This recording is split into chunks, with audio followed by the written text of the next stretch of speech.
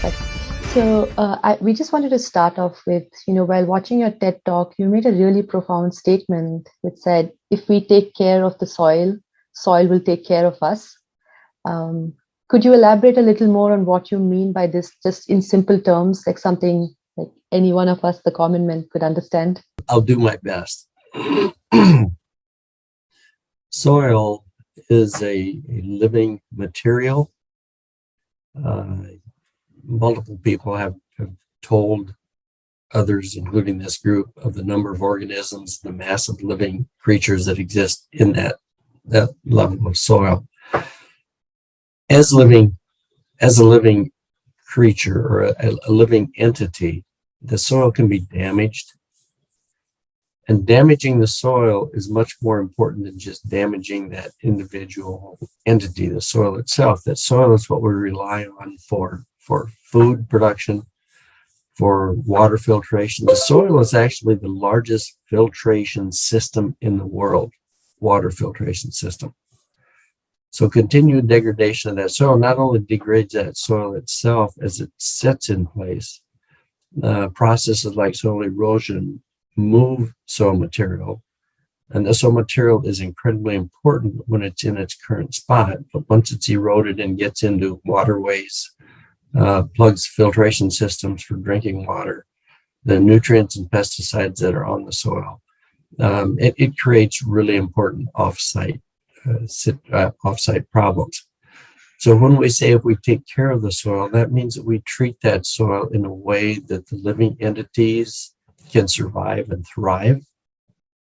Because if they are thriving and surviving, that means that the crops that we also plant in that soil, which are also alive, have an environment in which those crops can also live and survive and thrive. And thriving crops are what we need to produce the food and feed required to keep this civilization healthy and sustained.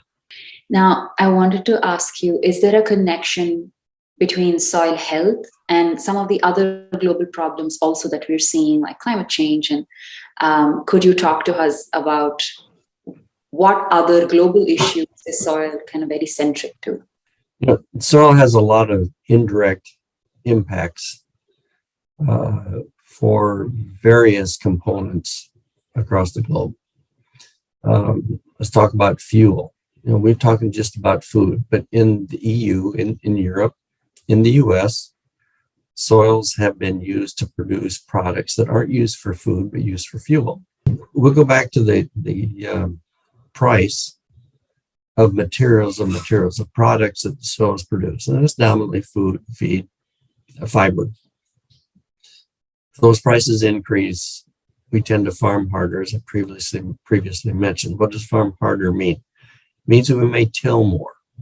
We're going to till and farm areas that shouldn't be farmed, that are more erosive. We may be willing to cut corners because it's important to a farmer that thinks they have to have money. And I'm making farmers sound bad, and that's not the case. If you remove grass waterways, you remove conservation practices because I can make more money on the short term. What does that do to the living elements inside the soil? If soil is moving from erosion, it degrades soil health. As that element of soil health decreases, the amount of soil organic matter, let's say, in the soil, as that decreases, and that organic matter is the energy source for the microbes and living critters in that soil. So as we reduce that energy supply, we reduce the capacity of that soil to support the living components. And that's the microbes, the bigger little critters that live in the soil, worms, and the crop roots. One of the critical components, one of the key components, if we're going to save soil, let's say, and let's make it happen, is to keep the surface covered. If the soil surface is covered, it's protected against direct sunlight, which can overheat soil, reduces soil health.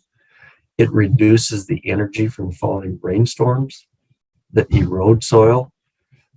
The cover typically is organic material, which supplies energy for the microbes that are living in the soil. Cover crops, perennial crops are really good things, but what do we focus on in too many areas around the globe? It's annual crop production, in which we till to remove what was there and plant again. And this window of vulnerability, especially in the face of climate change, makes issues even more vulnerable. And usually when anybody thinks of like the kind of food insecurity that we're talking about or water shortage, we immediately associate it with countries like Africa and Asia and not this part of the world. And I know that you mentioned about the Corn Belt as well, but how do we make people here understand the significance of it? And what does it mean? You know, could you elaborate on what it means for the United States? But unfortunately, for the United States, it typically means more money for farmers because prices are going to go up. As you made that statement, you started out, how do we make people understand? Unfortunately, the main way that people understand is if they suffer first. Then they remember. The memory that people have is really pretty short, unless the pain that they feel extends for a long period of time. We've seen that many times, just too many times. And there's another social dynamic, and getting away from your question just a little bit. You know, we mentioned about water stress and food stress.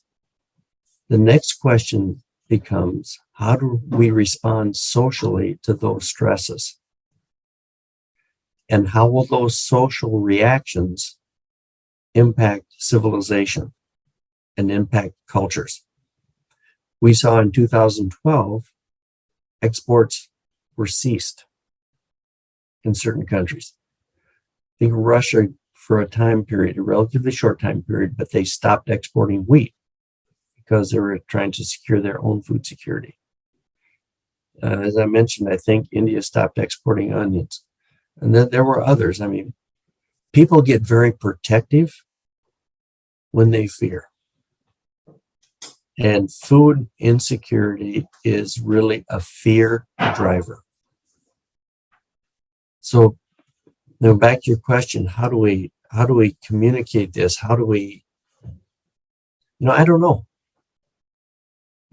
I wish I knew. I mean, the Save the Soil movement is a really important movement. If it's successful, it will be one of the most important movements that we've seen ever. The potential impact globally of what you're doing is really, really high. And I don't want to say unfortunately, but had more people experienced hunger, they would see this as a as a more important item on their radar than they do now. In the world of concern about soils, there are a few, like those on this call, on one end of this curve that understand it, that will do anything they can to improve the health of the soil. And there's quite a few on the other end of the curve that have no idea what's going on. Soil in their mind is dirt. It's something they walk on. They don't want it in the house. They don't want it on their shoes. And for God's sakes, we can't have it on our car. We got to wash it off of our car. There's a few in the middle. I mean, a lot of people in the middle. Yeah, we know what soils are, and we hear people talk about it, but it's no big deal. If you or we in this movement can move the vast number of people that are in the middle of this curve towards the end of caring, understanding, and wanting to do something, you will be a tremendous success. Let us save the source, save the soil. Let us make it happen. Absolutely.